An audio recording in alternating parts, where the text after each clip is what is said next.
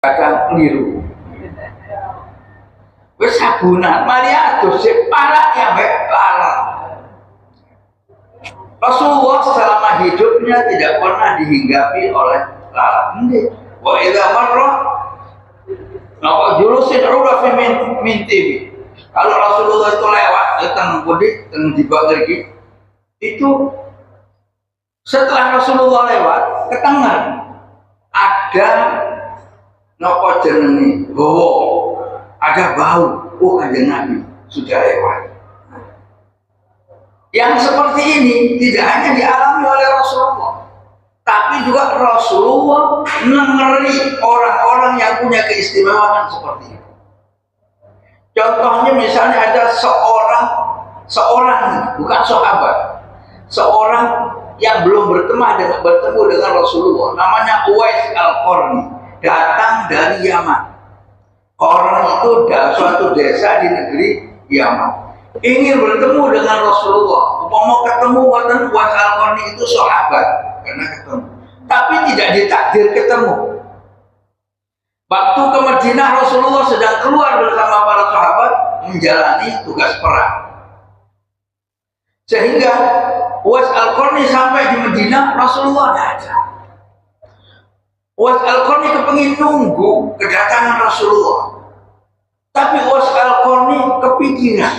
Kenapa? Sudah sehari-hari beliau itu tidak sempat ketemu Rasulullah itu karena sayang ibunya. Ibunya sudah tua, sibuk nunggu orang tua. Ketika di Madinah ingin menunggu Rasulullah, takut ibunya kecewa. Akhirnya pulang, buat tidak menunggu kedatangan Rasulullah Shallallahu Alaihi Wasallam. Uwais Al-Qarni pulang ke Yaman. Beberapa hari kemudian Rasulullah datang ke Madinah. Kalau si Kanjeng Nabi, inilah ajidu riha Uwais. Aku kok ambune Uwais. Aku kok ambune Uwais. Sapa iku Uwais? Uwais ku ngene wong Yaman. Ya Abu Bakar, kalau suatu saat kamu bertemu Uwais, jaluk ndonga. Itu orang sudah berhasil mendoakan sekian ratus orang, sekian orang mustajab doanya. Demikian juga kepada Sayyidina Umar. Ada cerita tersendiri ini. Ketika Sayyidina Abu Bakar menjadi khalifah, ketika Sayyidina Umar menjadi khalifah, berusaha untuk ketemu dengan Uwais Al-Qarni dan nyatanya ketemu. Yang ingin saya katakan adalah bahwa Rasulullah juga bisa membau, menghirup satu atmosfer tentang orang-orang yang punya keistimewaan. Niki, oleh karena Rasulullah wangi, ma waqa'at jawabatun fi jismihil hasan, tidak pernah dihinggapi oleh lalat. Berapa ini sudah?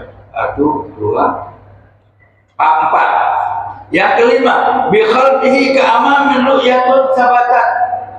Orang-orang yang ada di belakang Rasulullah Shallallahu Alaihi Wasallam itu terang benderang, sebagaimana orang yang ada di hadapan.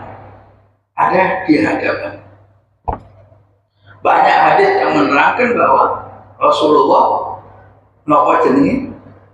komen mendiko datang orang-orang yang di belakangnya sebagaimana yang di depannya. Keistimewaan seperti ini saya saksikan secara kasat mata, dialami juga oleh para guru, para ulama yang memang sudah sampai pada makom al-ulama warasatul anbiya. Pernah saya bertamu ke teman saya mondok, tapi sudah di kiai gede di Tegal. Mau pamit, dia tidur, ngocok. Mau pamit dia tidur karena tempatnya di atas terus tak boleh. Akhirnya saya cari tumpangan mau pulang, ternyata nggak dapat. Keliling ini setelah ada hall, ada acara besar namanya Ahmad bin Sa'id. Keliling pondok nggak dapat, sampai lama nggak dapat. Akhirnya sejak sampai dia terbangun. Akhirnya sampai sembuh ya bu, sampai emang apa mulai ya, sampai emang apa mulai, lu kok lu, kadang-kadang aku turun lu padang daripada aku gak turun. Oleh ketok nih bu, aku turun sering lebih terang daripada ketika tidak tidur. Ini om Allah. Zaman sekarang pusaka dosa ini. Allahumma sholli ala Muhammad. Apalagi Rasulullah, sahabat Rasulullah Sallallahu Alaihi Wasallam. Bikhalfihi ka'amamin rujatun sabata. Orang-orang yang di belakang Rasulullah kelihatan sebagaimana di depan. Ini ketajaman pandangan. Wala yura isra baulin minhu fi alani. Yang keenam, Rasulullah itu sering kali buang air kecil, tidak ada, hilang, langsung kering, langsung hilang.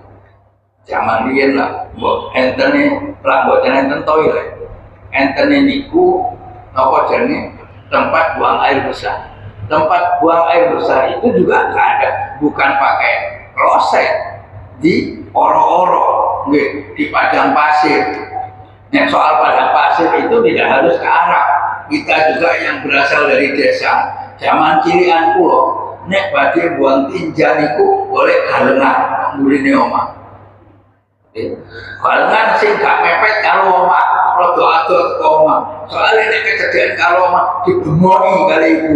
Ojo cedek-cedek ambune. Berarti boleh galengan sing rada adot.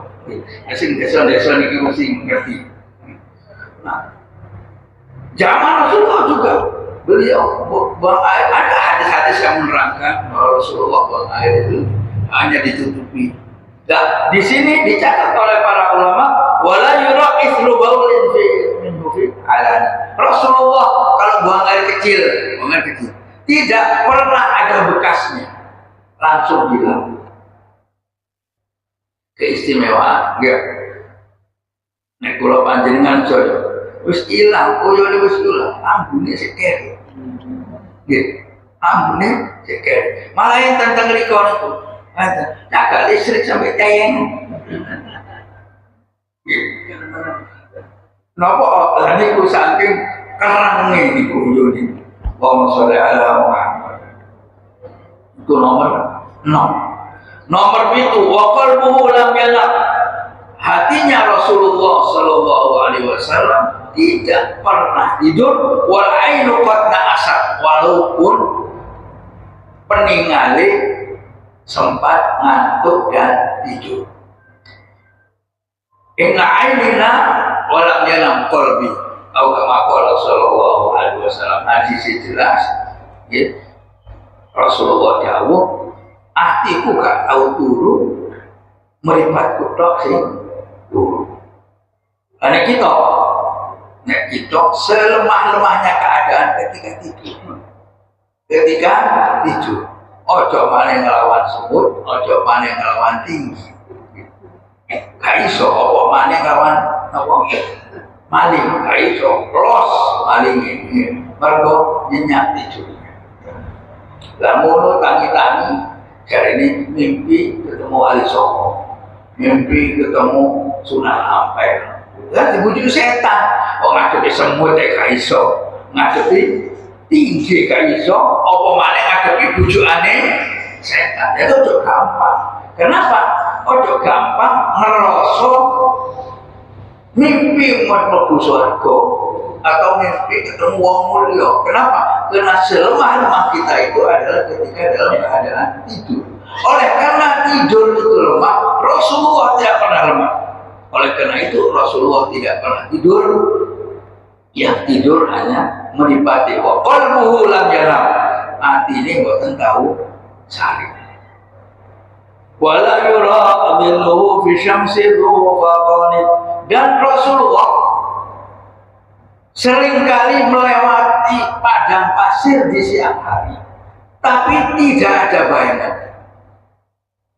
Wala yura minhu fi syamsi dhuqani. Tidak ada bayangan. Tidak ada bayangannya ini ada dua kemungkinan, karena dinopo jenenge dipayoni oleh para oleh malaikat. Artinya apa? Fisiknya Rasulullah ini mungkin halus, kok tidak ada bayangannya ketika kena sinar matahari.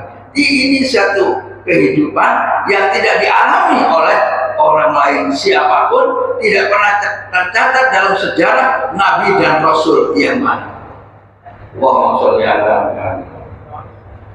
nomor 8. Nomor 9, katfahu qad alata qaman idza jalasu. Dua pundak Rasulullah Shallallahu Alaihi Wasallam itu selalu mengatasi pundaknya orang yang di hadapannya idza jalasu kalau mereka duduk. Jadi kalau berdiri sama tinggi sama rata, tapi kalau duduk supaya wibawa nek dawuh di rumah lho ngeten iki kan diganjel kali bangku apa iki ketok. Mergo apa? Mergo nggih ngisor kan gak ketok nggih. Wa katahu qad alata qauman idza jalasu. Yang ke-9, kedua pundak Rasulullah itu selalu mengatasi di atas rata-rata pundaknya orang yang duduk. Yang ke-10, indal wiladati syif yada bil muhtadani. Yang ke-10 adalah Rasulullah dilahirkan dalam keadaan dikhitan. Lah dikhitan itu fisik, bukan non fisik. Rasulullah lahir dalam keadaan sudah terputus dari plasentanya. Satu. Yang kedua, sudah dalam keadaan dikhitan. Khitan kan fisik. Ke-10 ini merupakan sifat-sifat kekhususan Rasulullah SAW yang menurut sebagian ulama mempunyai keistimewaan kalau kita menghafal sifat-sifat tersebut. Terus Syekh Nawawi, hadil khosaisu fahfadha takun aminah min syarri narin wa surrakin wa min mihada. Inilah beberapa kekhususan sifat-sifat khusus yang dimiliki oleh Rasulullah. Fahfadha, hafalkan, jaga. Takun aminan, niscaya kamu aman, tenang, tenang dan selamat. Min syarri narin, dari jahatnya api. Wa surrakin, dari jahatnya pencuri, copet, nopo, jambret. Wa surrakin, wa min mihani, dan akan terjaga dari berbagai cobaan. Ini diapalakan, saged. Niki dawuh ulama, nek sampean apal sifat-sifat Kanjeng Nabi sing 10 niki, insyaallah kareksa saking kobongan, saking kecolongan, saking bilai dan cobaan. Diapalaken. Nek gak apal, niki nek kula niki, mergo gak apa, niki kula tukono figurah kula tempel nang omah dengan harapan, nah pengalaman ya, dengan harapan omah gak kobong, mergo nempel sifat-sifatnya Rasulullah Shallallahu Alaihi Wasallam. Niki amalia wong awam sing aras-arasen amal. Allahumma shalli wa sallim wa barik alaihi. Ini penjelasan dari keterangan Imam Ad-Dibai, kana Rasulullah sallallahu alaihi wasallam ahsanan nasi khalqan wa khuluqan. Rasulullah itu sangat sempurna baik dari segi fisik maupun etik, akhlak. Wahdahu minal haqqi turqa kana khuluqul Qur'an. Karena ono sapa apa khuluquhu akhlak Rasulullah iku Qur'an ya Qur'an. Ketika Rasulullah meninggal, beberapa ibu-ibu datang kepada Sayyidatuna Aisyah radhiyallahu anha. Karena beliau ya, istri yang paling paling alim, paling banyak meriwayatkan hadis. Ya, ummul mukminin, tunjukkan kepada saya beberapa kriteria, beberapa sifat-sifat kemuliaan Nabi Muhammad SAW. Jawaban Ummul Mukminin Aisyah sederhana, karena khuluqul Quran. Akhlaknya Rasulullah. Apa sing Quran persis itu. Jenggerne Kanjeng Nabi.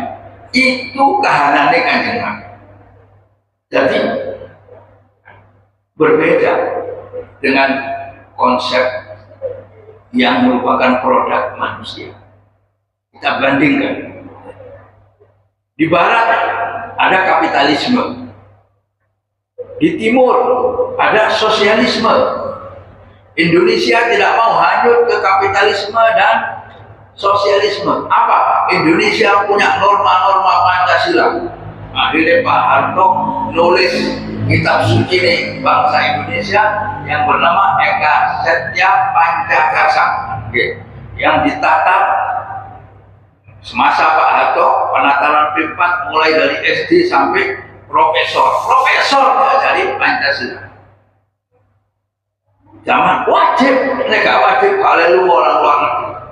Zaman Pak, nilai-nilai luhur, kita percaya nilai-nilai luhur yang ada di Pancasila luar biasa, merupakan penggalian dari tinggalan nenek moyang. Catatannya begitu. Semuanya luhur, tapi ketika dicari siapa manusia yang paling Pancasialis di Indonesia, mulai dari pendiri Pancasila, penggali Pancasila, sampai penerus Pancasila, tidak ditemukan.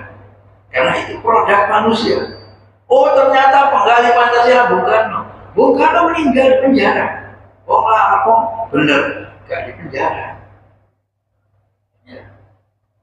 Pak Harto, orang yang bersungguh-sungguh menggali, berjilid-jilid itu kupasan Pancasila, diajarkan kepada para profesor doktor. Tapi apa yang terjadi? Pak Harto meninggal dalam keadaan tidak terhormat sebagaimana hidupnya, dilengsarkan dari kekuasaan. Artinya konsep nilai, konsep norma, dan konsep etik yang diproduksi oleh manusia itu sulit untuk dicari contohnya. Tapi ini Al-Quran, sopo contohnya Al-Quran? Contohnya Al-Quran adalah Muhammad Sallallahu Alaihi Wasallam. Karena khuluqul Quran, akhlak Rasulullah itu Al-Quran. Wasimatul kufran, karakter dasar yang dimiliki oleh Kanjeng Nabi ada al-kufran, serba memaafkan. Yang sahulil insan, selalu berharap kebaikan kepada manusia. Yang sahu nasoha, yang sahu nasihatun, itu maknanya adalah ngarapaken Nabi, selalu berkehendak baik, bukan nuturi tok. Makanya enten hadis ad-dinun nasihat, agama itu nasihat. Qulna liman ya Rasulullah, agama nasihat untuk siapa ya Rasul? Qul lillah wa li rasulihi, wa li a'immatihi, wa li rasulihi, wa li a'immatil muslimin wa ammatihi. Bahkan qul lillah wa li rasulihi wa li kitabihi wa li a'immatil muslimin wa ammatihi. Agama itu nasihat. Artinya nasihat itu kehendak baik, perilaku baik. Untuk siapa? Lillah, kepada Allah, wali Rasulih, dan kepada Rasulullah, wali kitabihi, dan kepada kitab-kitabnya Allah, wali a'immatil muslimin, dan nasihat kepada para pimpinan kaum mukminin wa ammatihim, dan seluruh lapisan kaum mukminin. Jadi yang seorang insan selalu berkehendak baik kepada manusia, di antaranya minuturi niku wa yafsahu fil ihsan, dan memperluas jangkauannya di dalam berbuat baik. Wa ya'fu 'anil dzambi idza kana fi haqqihi wa sababi, selalu memaafkan tentang dosa-dosa dan kesalahan orang kalau itu berkaitan dengan diri pribadi Rasulullah. Tapi wa idza dhuhiya haqqullah lam yakun ahadun li ghadabi, tetapi kalau disia-siakan, dihina haknya Allah, kehormatan Allah, syiar Allah, lam yakun ahadun li ghadabi, tidak ada yang bisa menandingi kemarahan Rasulullah Muhammad sallallahu alaihi wasallam. Beberapa kali ya Kalau hanya karena gigi Rasulullah runtuh karena dijahati ketika hijrah ke Taif, ya. Kalau hanya karena rahang Rasulullah luka karena perang di Uhud, kalau hanya karena Rasulullah mau dibunuh oleh seorang kafir yang namanya Da'thur,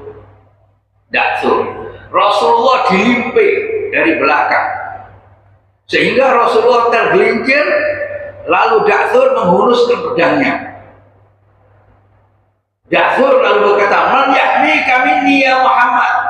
Ayo, saiki sapa sing iso ngerso kon teko aku. Pedang dihunus ke lehernya Rasulullah. Ini Nabi jawab, Allah.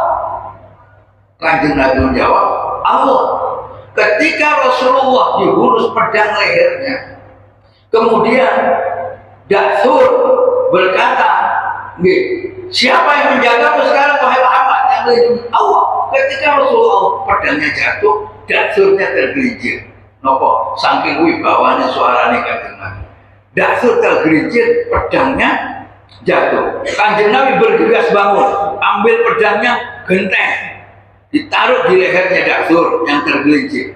Ya Da'thur, man yahmi kami ini.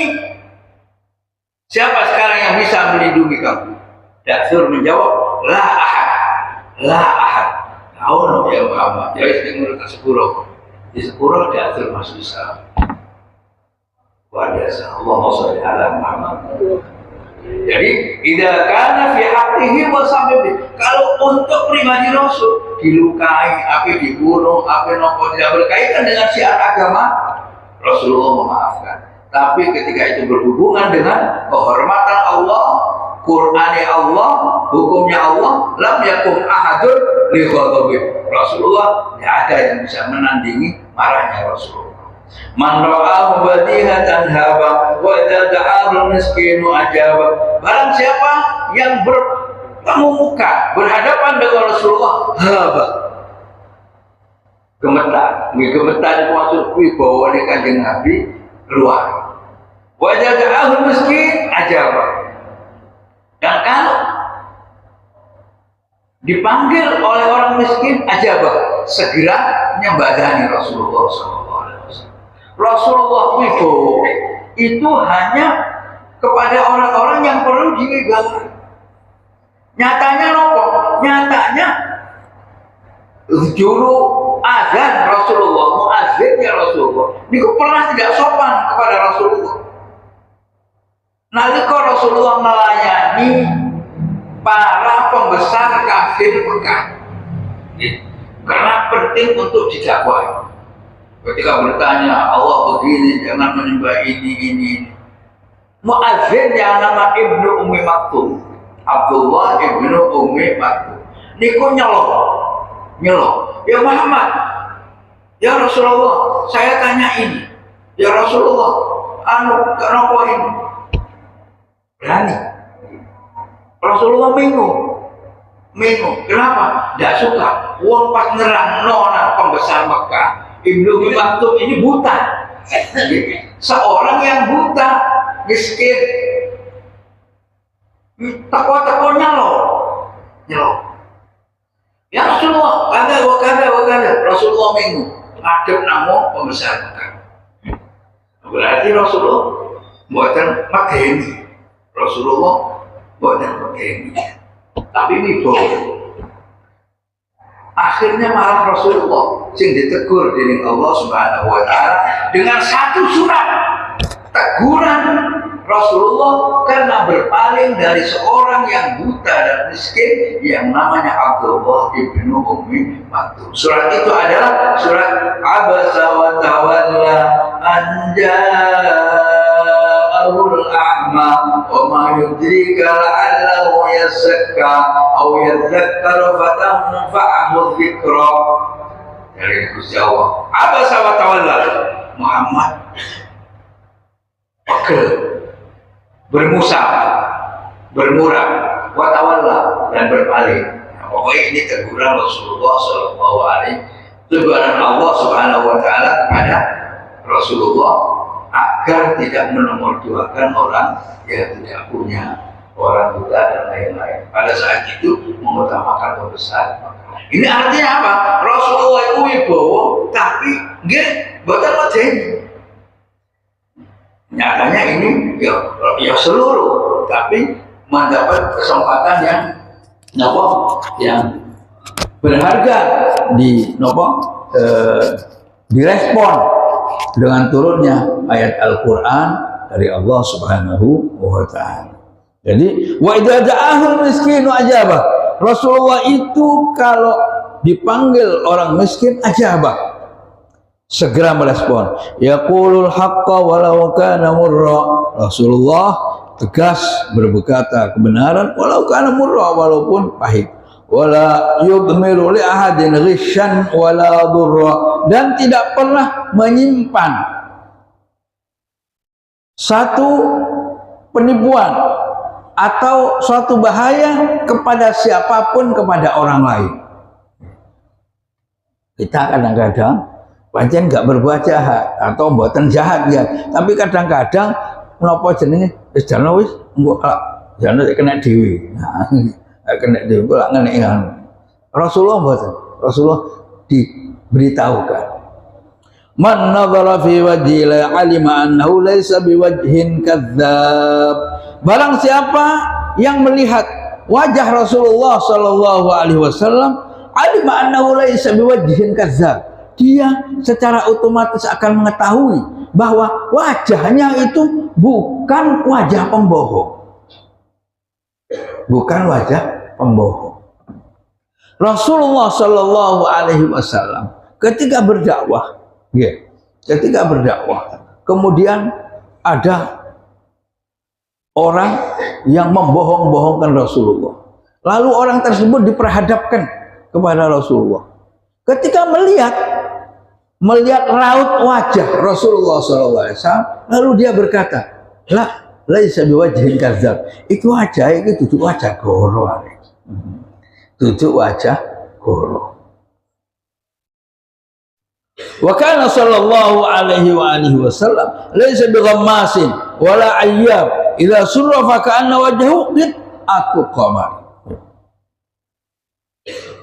Adalah Rasulullah sallallahu alaihi wasallam itu bukan tipe orang yang ghamas. Ghamas itu napa? Sing nganggo isyarat pakai mata. Jadi biasanya orang gitu, gak seneng isyarat nganggo mata, lembaran. Rasulullah napa enten. Artinya apa? Gampang ngawe isyarat nganggo mata. Biasanya niku barang elek. Nek sing isyarat nganggo mata. Nek kan ngoten nggih. Wala ayyab, juga bukan pencerca, pembaca aib orang. Waduh, nek maca kekurangane wong, waduh, koyo cerdas, luar biasa, lancar, cerdas. Tapi sampai lali ambek aib dhewe. Nah, nggih, nek kurang golek, nggih. Wis golek gurung pulaan, nang tangga, nang kanca. Sama nak koncone dhek yo kan, nggih. Mana dulure yo kan. Wa sholli ala Muhammad. Idza surra fa ka'anna wajhahu qit'atu qamar. Kalau Rasulullah mendapatkan kegembiraan, fa ka'anna wajhahu qit'atu qamar, maka tampak wajah Rasulullah itu seperti potongan bulan. Rasulullah itu pemurah nopo dermawan, murah senyum, murah perilaku. Dengan kata lain, murah perilaku niki nek cara Jawa grapyak. Nggih, grapyak, murah perilaku, murah senyum, ringan tangan. Kalau suatu saat senang, itu Rasulullah kelihatan wajahnya niku. Dan kesenangannya itu bukan kayak kita, karena nopo tompo terabasan wajahnya bersinar-sinar, perilakunya sing palitan mergo tambahi payu nggih. Biasa ya oleh ngesat bandeng 5 kintal iki kok oleh 10 kintal. Biasa panene oleh 2 ton iki tibae oleh 4 ton. Luar biasa senenge. Durung panen wis ditimang putune. Tenang cung. Nggih. Wah iya, nggo ulang ngarep nggih nang Surabaya blonjo. Nek Kanjeng Nabi selalu berkaitan dengan spiritual. Contoh, nggih.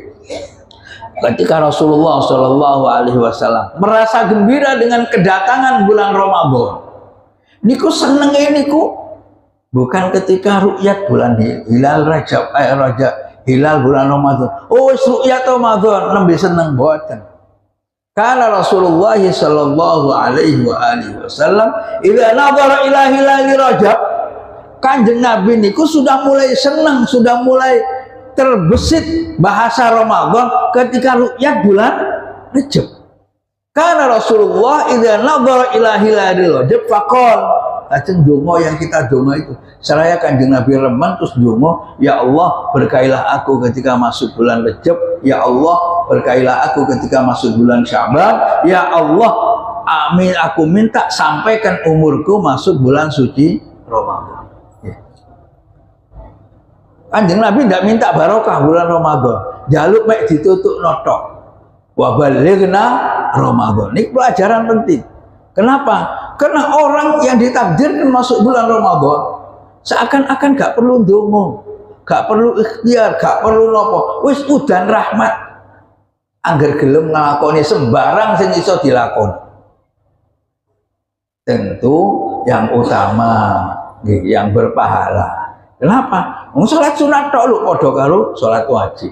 Salat wajib pisan tok lho padha karo nglakoni salat wajib ping 70. Salat subuh jamaah pisan tok di bulan Ramadan. Padha karo salat subuh ping 70 isuk di luar bulan suci Ramadan. Dan lain sebagainya sing sedekah, sing tilawatul Quran.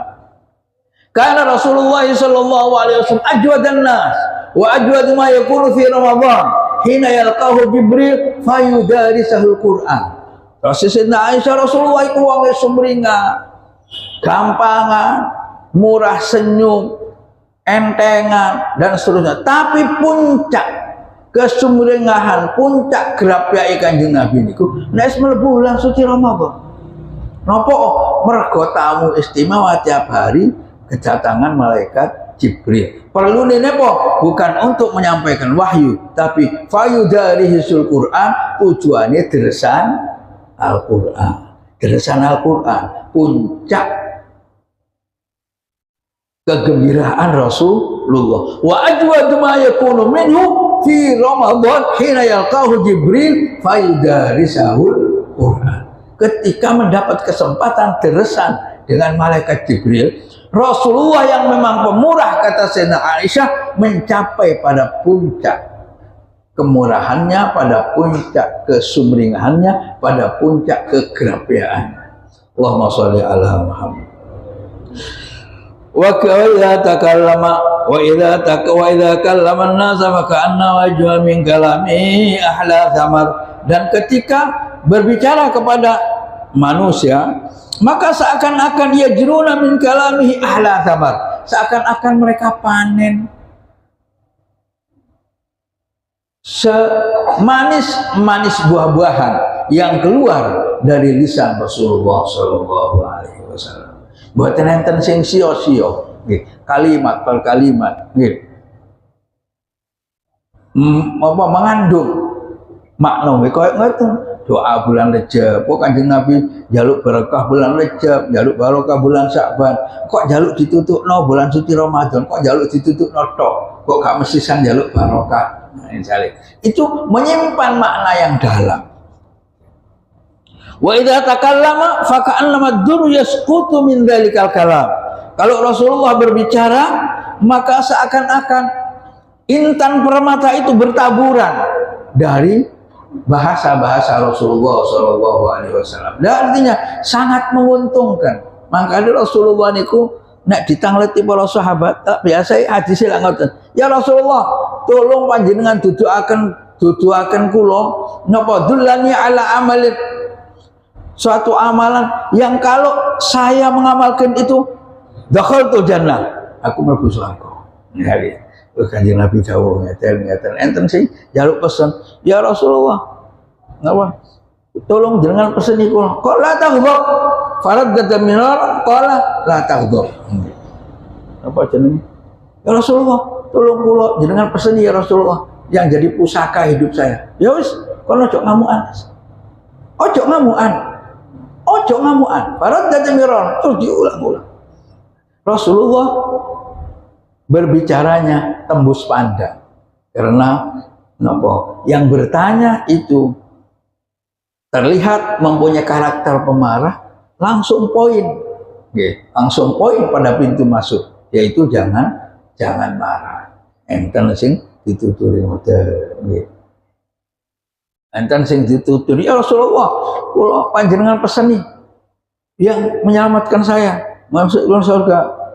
Enten sing dijawab, birra walidayya, baktilah kepada kedua orang tua. Karena Rasulullah melihat ada orang tua di rumahnya. Allah Rasulullah enten hadis, rahima anfu rajulin adraka abawahu indahul kibar falam yudkhilahu jannah. Sungguh rugi keadaan seseorang yang dimana orang tuanya sampai tua berada di sisinya, tapi kok tidak bisa memasukkan dia ke surga. Rugi teman, wah kok sudah didampingi oleh orang tuanya sampai tua, tiba wong tuane gak iso mlebokno dhek nang surga. Padha karo rugine wong wis umure ditutukaken nang Ramadan, tiba gak oleh pangapura saking Allah Subhanahu wa taala. Akhima anfu rajulin dakhala alaihi Ramadan thumma salakha qabla ayyufar lahu. Rugi temen wong kok umure ditutupno Ramadan sampai Ramadan entek kok durung mendapat maghfirah dari Allah Subhanahu wa taala. Padahal lo karek ngikuti. Nah niku peribahasane Rasulullah sallallahu alaihi wasallam. Wa idza tahaddatsa fa kana al-miska yakhruju min fihi. Wa idza namarra bi tariqin urifa min tibihi annahu qad marra fihi. Wa idza jalasa fi majlisin baqiya tibuhu fihi ayyaman wa in taghayyab. Rasulullah kalau berbicara seakan-akan yang semerbak keluar adalah wewangian. Rasulullah kalau melewati suatu jalan ditengeri kali para sahabat bahwa Rasulullah sudah lewat di situ. Kenapa? Karena baunya berbeda dengan orang lain yang lewat. Wa idza jalasa fi majlisin, kalau duduk pada suatu tempat duduk lalu Rasulullah pergi, baqiya tibuhu fihi ayyaman wa in taghayyab. Tempat duduknya yang disinggahi Rasulullah wangi berhari-hari walaupun Rasulullah sudah pergi. Wa yujadu min ahsani tiban wa illam yakun qad tatayyab. Rasulullah selalu terpancar dari jasadnya ini atmosfer wewangian walaupun Rasulullah tidak pakai minyak wangi. Wa idza masya baina ashabi fa ka'annahu qamar bainan nujumiz zuhur. Kalau Rasulullah itu berjalan berbarengan dengan para sahabatnya, maka laksana kita ilustrasikan, laksana ada mata, ada bulan yang berjalan di antara rentetan bintang-bintang yang mengiringi. Ashabi kan nujum, terus Rasulullah, sahabat-sahabatku sing diai kan nujum, koyok bintang. Wa idza aqbala lailan fa ka'anna an-nas min nurihi fi awani dhuhur. Kalau datang di malam hari, Rasulullah seakan-akan membawa sinar yang menerangi. Wa kana sallallahu alaihi wasallam ajwada bil khairi minar rihil mursalah. Adalah Rasulullah sallallahu alaihi wasallam itu ajwada bil khair, sak bagus-bagus menungso untuk meraih kebaikan, sak cepet-cepeti wong oleh meraih kebaikan lebih cepat daripada minar rihil mursalah, dari angin lisus. Rihil mursalah, angin lisus. Lebih cepat Rasulullah mendengar sahabat sakit, lebih cepat Rasulullah mendengar sahabatnya terkena musibah dibanding dengan cepatnya angin puting beliung. Angin puting beliung. Oh, ini penutup nih, tidak waktu nih. Hari satu pertemuan. Contoh mawon, ini contoh. Salah satu contoh Rasulullah Shallallahu Alaihi Wasallam bahwa seloman-lomannya orang, secepat-cepatnya orang, seteliti-telitinya orang menangkap kesempatan kebaikan di dalam berkhidmah kepada sesama, itu bukan hanya kelihatan ketika Rasulullah bergaul, ketika Rasulullah berkhidmah, ketika Rasulullah berdakwah, ketika Rasulullah ngimami ini dulu, ngimami masih meninggalkan sejarah. Rasulullah itu tampak sebagai sosok orang yang gerapiak kepada orang. Ngimami ketinggal. Hadis-hadis menceritakan, menggambarkan bahwa Rasulullah itu orang yang dermawan, gerapiak. Napa hadisnya? Hadis niki disepakati oleh seluruh imam madhab. Apakah itu mazhab Malik, mazhab Syafi'i, Hambali, Hanafi. Rasulullah itu kalau setelah sholat itu menggokkan badannya untuk berpaling nek tengriki madhep ngalor, bau kanannya ada di sisi makmum. Bon, niki ittifaqul ulama lho, hadisnya sahih dan difatwakan oleh seluruh imam mazhab. Berarti niki lebih penting daripada kunut. Kunut mohon sik khilaf, nggih. Ya melihat hadisnya, Tapi nek soal ngenggokaken awak setelah sholat, seluruh imam mazhab bersepakat sunnah hukumnya imam yang sudah ngimami sholat itu ngenggokaken awake madhep ngalor nek teng mriki, nek teng Madinah madhep ngilen. Mergo Ka'bahe di bagian selatan. Won sing gampang ngriki mawon. Misalnya Rasulullah ngimami di Masjid Jami, setelah ngimami wiritan beberapa saat boten langsung. Teng hadis niku Kanjeng Nabi membaca Allahumma antas salam, aminkas salam, alaikumussalam, tabarak ta'ala ya dzal jalali wal ikram. Kira-kira segitu, zikir sejenak langsung ngenggokaken awake. Sepakat imam mazhab. Nah, kita berarti sunnah, seluruh imam siapapun sunnah memenggokkan memalingkan badannya dari menghadap kiblat kemudian menghadap utara, rodok ngadep nang makmum. Usut punya usut, kenapa Rasulullah kalau ngimami setelah itu lalu berpaling ngadep setengah madhep ke makmum? Karena Rasulullah setelah ngimami ngadep nang Gusti Allah, diteliti makmumnya itu. Siapa di antara makmum ini yang sakit, yang tidak sholat jamaah, mungkin ada musibah. Kalau sudah ada, Rasulullah paling cepat mengunjungi yang sakit, Rasulullah yang paling cepat menanyakan sahabat yang tertimpa musibah dan lain sebagainya dan lain sebagainya. Itu hikmah, okay? Itu hikmah yang ditinggalkan oleh sirah Rasulullah Shallallahu Alaihi Wasallam. Lah bagi kita, buatan usaha ado-ado, kula mboten kenal Ustaz kali makmume masuk sik sunat mawon. Wah, ibak mawon. Menghargai catatan sejarah perilaku yang ditinggalkan oleh Rasulullah Shallallahu Alaihi Wasallam. Mboten napa-napa, sampean mboten usah perhatikno makmum, mboten napa-napa. Sampean ambek merem ngadep ngalor. Soalnya napa? Pun biasa nggih. Wong tangga mati gak krungu. Kentongan muni ayo gak krungu nggih. Malah ana tangga mati nek gak wedi ambek dendoke sinoman gak melok. Angking didendo aku melok enggak. Allahumma sholli ala Muhammad. Kita cukup meniru dan melanjutkan sunnah-sunnah Rasulullah Sallallahu Alaihi Wasallam. Kanjeng Nabi ngimami mawon, masih meninggalkan sisa-sisa contoh yang memperlihatkan bahwa Rasulullah Shallallahu Alaihi Wasallam gerap ya. Allahumma sholli wa sallim wa barik alaihi wa ala alihi. Tinggal satu bab, insya Allah selesai besok pagi. Muka-muka panjang umur, sehat walafiat. Insya Allah di penutupan bae lo, tergantung kita sedaya mari yo langsung penutupan besok ya. Allahumma sholli wa sallim wa barik alaihi wa ala alihi. Bismillahirrahmanirrahim. Alhamdulillahirabbil alamin. Allahumma shalli ala sayyidina Muhammadin wa ala alihi wa sahbihi wasallam.